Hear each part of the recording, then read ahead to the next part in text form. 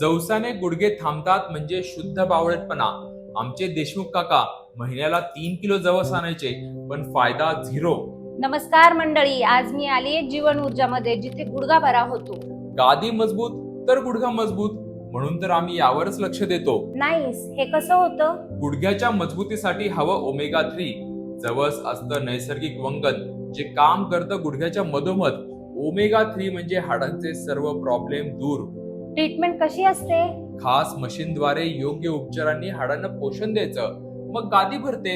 Nice. सोबतीला research based आयुर्वेदिक औषधं, ज्यामुळे काही दिवसातच गुडघा बरा, अगदी ठणठणीत. आणि देशमुख काका?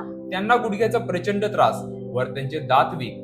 3 किलो जवस आणले आणि रोज भाजून खायला लागले. त्यांना म्हणलं जवस नीट चावले गेले नाहीत तर फायदा झिरो. मग त्यांना रोज दही आणि जवसाची चटणी खायला सांगितली. ओके. जवसाने मिळालं गुडघ्याला वंगण आणि दह्याने मिळालं कॅल्शियम.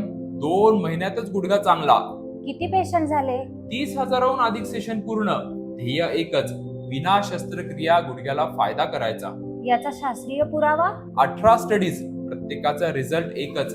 92% पेशंटच्या गुडघ्यांना पूर्ण फायदा होतो. वा.